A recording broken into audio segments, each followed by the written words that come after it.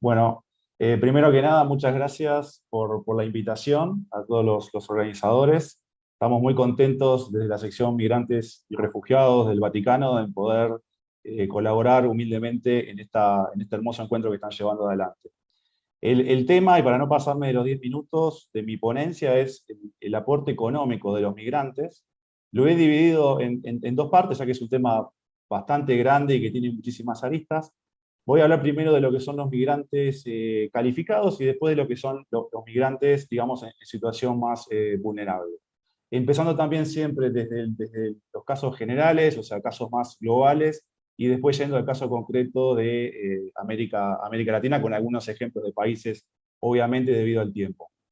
Para que tengamos una idea, el aporte económico en lo que es los migrantes calificados, que son aquellos que tienen por lo menos un nivel de licenciatura completo, los países desarrollados ya hace tiempo que lo ven, digamos que tienen muy claro, digamos, el aporte que este segmento de la población brinda.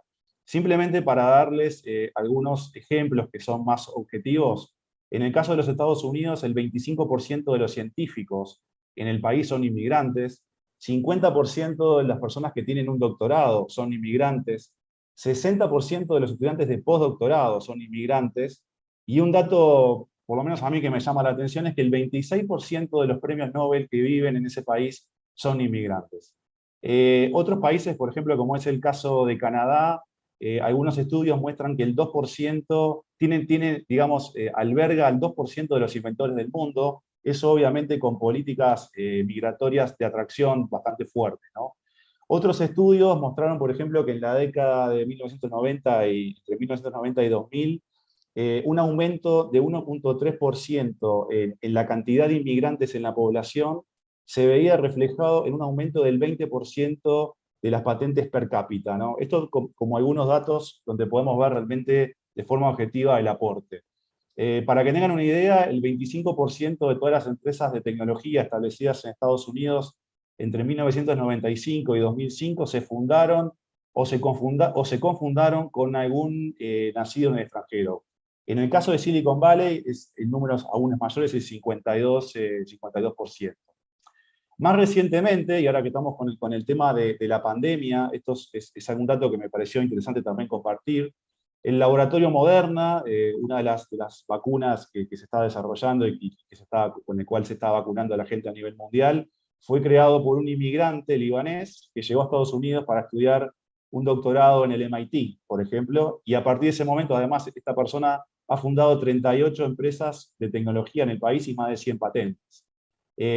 La vacuna de Pfizer, por ejemplo, también la crearon dos inmigrantes turcos en Alemania, o sea que estuvieron en el proceso de desarrollo, y así puedo seguir con varios ejemplos, como bueno, el caso de Tesla, el caso de Google, o el 45% de las empresas Fortune 500 que son creadas por migrantes o hijos de inmigrantes. Pasando al caso latinoamericano, nosotros tenemos una migración intrarregional, como mencionaba muy bien Diego Bertrán, muy importante.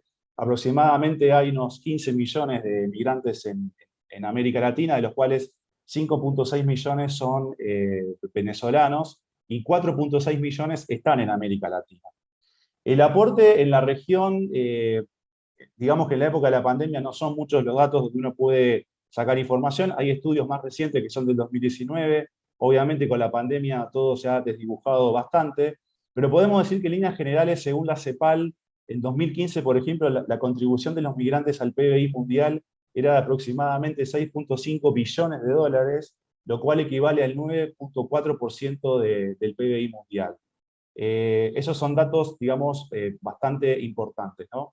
En el caso, por ejemplo, pasando a países, voy a empezar con países como Chile, por ejemplo, en el 2014 había unos 490.000 inmigrantes, hoy es cerca de 1,5 millones, y eso impacta obviamente en lo que ha sido el Producto Bruto Interno del país, que para que tengan una idea, en el 2019 aumentó 0,4% el PBI de Chile gracias al aporte de los migrantes.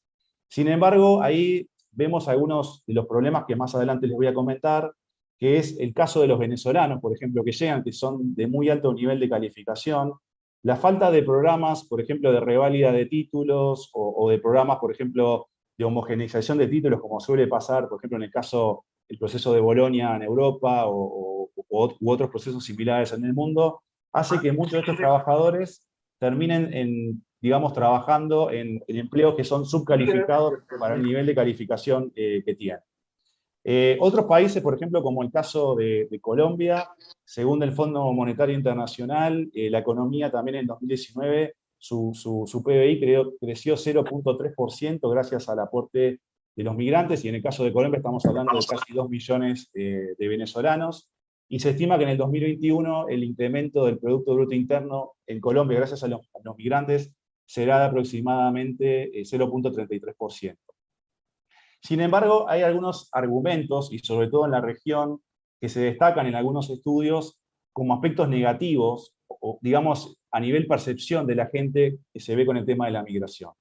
Por ejemplo, muchos asocian que la inmigración incrementa el desempleo de los locales, o sea, de las personas que viven en el país, que son nacionales del país, ya que ingresan más inmigrantes que en teoría van a complicar la búsqueda de empleo.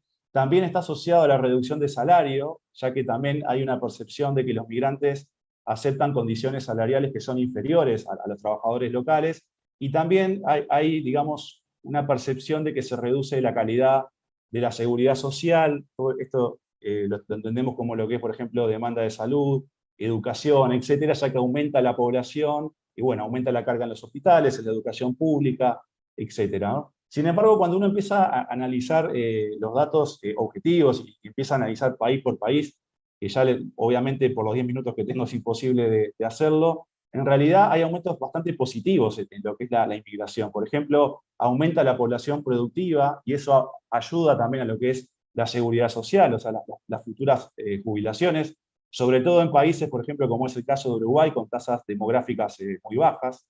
Tiene efectos también sobre la política fiscal y monetaria, efectos sobre el consumo, o sea, está probado que se aumenta el consumo y por ende aumenta el mercado, efectos sobre la productividad, efectos sobre el crecimiento económico, etc.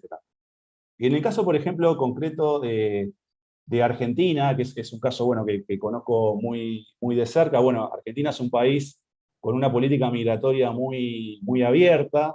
Tres cuartos, digamos, de los migrantes provienen de Paraguay, Bolivia, Chile, Perú y Uruguay.